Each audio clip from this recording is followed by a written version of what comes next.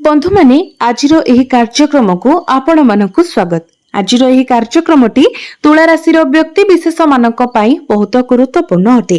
कारण तुला राशि व्यक्ति विशेष मानकर जीवन एही महालया अमावास्या ठारू बदलिबाकु जाउछि। कारण एही महालया अमावास्या दिन सूर्य पराग मध्य पडुछि। तेबे एही सूर्य परागटी आमर भारत तथा ओडिसा रे दृश्यमान नहेले मध्य एहार प्रभाव समग्र विश्व ब्रह्मांड उपरे रहिबो। तेणु ग्रह मानकर गोचर रे मध्य किछि परिवर्तन हेबो, जहा फल आपणक जीवन रे मध्य किछि बड़ परिवर्तन हेबाको जाउछि। तो एही महालया अमावास्या ठारू आपणक जीवन रे कोन सब परिवर्तन हेबाको जाउछि से विषय रे जानिबा पई आपण माने भिडियोटी को स्किप न करी शेष पर्यंत निश्चय देखंतु एवं भिडियोटी को लाइक करी चैनल टी को सब्सक्राइब करी दियंतु। कमेंट बॉक्स रे भक्ति एवं श्रद्धार सहित जय श्री जगन्नाथ जय मां लक्ष्मी निश्चय लिखंतु। तो बंधु माने आसंतु आरंभ करिबा आजिर एही कार्यक्रम को, जहां आपणकर जन्म राशि तथा चंद्र राशि उपरे आधारित अटे। तेबे राशि चक्रर 12 गोटी राशि मध्यरु सप्तम राशि हेउछि तुला राशि एवं तुला राशिर राशिधिपति हेउछंती शुक्र। तो बंधु माने शुक्र आपणकर दशम भावरे गोचर करुथिले, किंतु एही महालया अमावास्या ठारू शुक्र आपणकर एकादश भाव को चलन करिवे, आपणकर लाभ स्थान को चलन करिवे।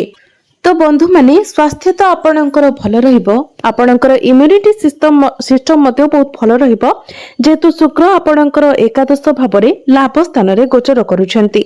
तेबे शनि आपणकर षष्ठ भावरे गोचर करूछंती। शनि हेउछंती आपणकर पंचम भावर अधिपति।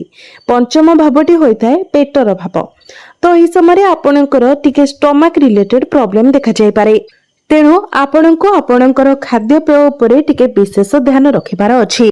किंतु शुक्र आपणकर एकादश भावरे बहुत भल स्थिति रे थिबा कारणरो आपणकर इम्यूनिटी सिस्टम स्ट्रांग रहिबो एवं जदि भी आपणकर किछि स्वास्थ्य जनित समस्या हुए तो शीघ्र आपणकर देह सुस्थ होइछिबो।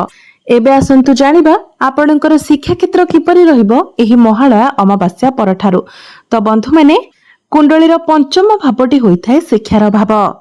आपणक पंचम भावर अधिपति हेउछंती शनि। शनि आपणकर षष्ठ भावरे गोचर करूछंती एवं आपणकर पंचम भावरे गोचर करूछंती राहु।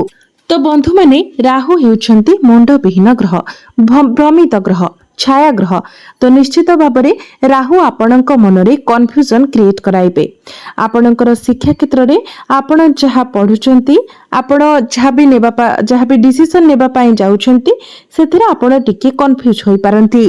तेबे जेहेतु शनिଙ୍କର स्थिति भल रहु नाही एवं आपणकर पंचम भावरे राहु गोचर करूछंती, तो आमे जदि आपणकर शिक्षा कथा कहिबा को जिबा तो शिक्षा क्षेत्र आपणकर एवरेज रहिबो एवं जदि एही अमावास्या परठारु आपणकर कोनोसी एग्जाम अछि तो एग्जाम मध्ये आपणक पई एवरेज रहिबो।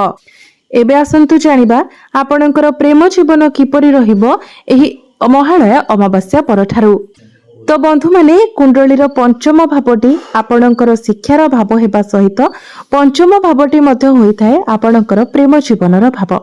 तो आपणकर पंचम भावर अधिपति हेउछंती शनि। शनि आपणक कुंडलीर षष्ठ भावरे गोचर करूछंती एवं आपणकर पंचम भावरे गोचर करूछंती राहु। किंतु शुक्रंकर स्थिति आपणक कुंडली रे बहुत भल रहुछि, कारण शुक्र आपणकर एकादश भावरे गोचर करूछंती, बहुत भल स्थिति रे अछंती एवं शुक्रंकर दृष्टि मध्य पंचम भाव उपरे रहुछि। तो बंधु माने मु पूर्वरु ही आपणको कहि सारिछि जे राहु हेउछंती छाया ग्रह, भ्रमित ग्रह। तेणु राहु जेहेतु आपणकर पंचम भावरे अछंती, तेणु आपणक मनरे राहु भ्रम सृष्टि करि पारंती। तो राहुको कारणरो आपणक मध्यरे छोट छोट कथा को नेकी मिस अंडरस्टैंडिंग, मिस कम्युनिकेशन होई पारे। जेउठारे सेमिति किछि भी कथा नथिबो सेही कथारो ही आपणक मध्यरे कଳି झगड़ा सृष्टि होई पारे। तो आपण जेते पारिबे निजे ही ए सब को अवॉइड करबा पाए चेष्टा करंतु। जेते पारिबे ए सब को निजर मन ठारो दूरे रखंतु। आपण निज भितरे जेते भलो अंडरस्टैंडिंग रखिबे आपणकर प्रेम जीवन सेते भलो रहिबो। जदि आपण छोट छोट कथा को नेकी जुक्ति तर्क करंती, लड़ाई झगड़ा करंती, तो निश्चित भाबरे आपणक मध्यरे समस्या सृष्टि हेबो। एबे आसंतु जानिबा आपणकर वैवाहिक जीवन किपरि रहिबो एही महालया अमावास्या परठारु। तो बंधु माने कुंडलीर सप्तम भावटी होइथाय आपणकर वैवाहिक जीवनर भाव, आपणकर जीवन साथीर भाव। आपणकर सप्तम भावर अधिपति हेउछन्ति मंगल। मंगल आपणकर प्रथम भावरे गोचर करूछन्ति एवं मंगलंकर दृष्टि आपणकर सप्तम भाव उपरे रहुछि। तो निश्चित भावरे एही अमावास्या परठारु आपणकर वैवाहिक जीवन बहुत भल रहिबो, कारण आपणकर सप्तम भावर अधिपति आपणकर प्रथम भावरे रही आपणकर सप्तम भावको ही देखिबे। तो आपण दुई जनक मध्यरे भल पाइबा बढ़िबो, बुझामणा बहुत भल रहिबो। आपण दुई जण मिसी केवाडे बुली जिबाको प्लानिंग करि पारंती। आपण दुई जण मिसी किछि बड़ डिसिजन नै पारंती किबा घरको किछि बड़ जिनिस मध्य आपण किना किनी करि पारंती। एबे आसंतु जानिबा आपणकर भाग्य आपणको केते मात्रा रे साथ देबो एही महालय अमावास्या परठारु। तो बंधु माने कुंडलीर नवम भावटी होइथाय भाग्यर भाव। आपणक भाग्य भावर अधिपति हेउछन्ति बुध। बुध आपणक कुंडलीर द्वादश भावरे गोचर करूछन्ति। तेबे द्वादश भावरे बुध निजर स्वराशि रे उच्चस्थ होई जाइछन्ति। तेणु वैदेशिक गतिविधि आपको लाभ प्राप्ति हेबो। जदि आपण विदेश रे रही काम कार्य करूछन्ति तो सेथिरे आपण लाभान्वित हेबे, किबा जदि आपण विदेश यात्रा करबाको चाहुतिले तो आपणकर विदेश यात्रार स्वप्न मध्य पूर्ण हेबो। तो यही महालय अमावास्या परठारु आपणको आपणक भाग्यर संपूर्ण भाବରେ साथ मिलिबो। तेणु भाग्य संबंधित आपण जहाँ भी कार्य करबाको चाहुछन्ति ताहा आपण करि परिबे। जदि आपण किछि बड़ कार्य आरंभ करबाको चाहुछन्ति, किछि बड़ डिसिजन नेबा पई चाहुछन्ति, किछि बड़ जिनिस किणाकिणी करबाको चाहुछन्ति, आपणकर कोनोसी मीटिंग किबा डील होइछि तो प्रत्येक क्षेत्र रे आपणको सफलता मिलिबो। जदि आपण किछि बड़ इन्वेस्टमेंट करबाको चाहुछन्ति, शेयर मार्केट, स्टॉक मार्केट ए सब रे इन्वेस्टमेंट करबाको चाहुछन्ति तो निश्चित भाबरे आपण ताहा करि परिबे। किबा पूर्वरु जदि आपण कोनोसी क्षेत्र रे इन्वेस्ट करिथिले तो आपणको सेही सब क्षेत्ररु लाभ प्राप्ति हेबो। कारण एही महालय अमावास्या ठारू आपणकर भाग्य भावर अधिपति बुध उच्चस्थ होइछिबे, जहाँ आपणकर भाग्य को नेकी आपणको बहुत शुभ फल प्रदान करिबो। एबे आसंतु जानिबा आपणकर क्यारियर, आपणकर कार्य क्षेत्र किपरि रहिबो एही महालय अमावास्या परठारू। तो बंधु माने कुंडलीर दशम भावटी होइताय क्यारियर भाव, कार्य क्षेत्रर भाव। आपणकर दशम भावर अधिपति हेउछन्ति चंद्रमा, जे कि प्रति 2 दिन रे निजर राशि परिवर्तन करिथांती। तेबे एही महालय अमावास्या ठारू आपणकर राशिर अधिपति शुक्र एकादश भावरे गोचर करिबे।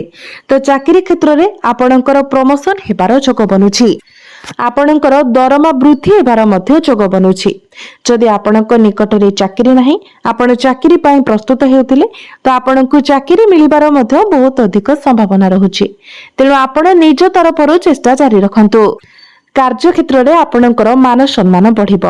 आपणकर कार्य करिबार शैली द्वारा आपण अन्य मानक ठारो प्रशंसित हेबे। बिजनेस कथा जदि कहिबा तो बिजनेस एही महालय अमावास्या परठारो आपणकर बहुत भल रहिबो। बिजनेस रे आपणकर बहुत भल ग्रोथ हेबो, कारण बिजनेस रो कारक ग्रह बुध आपणकर उच्चस्थ होइछिबे।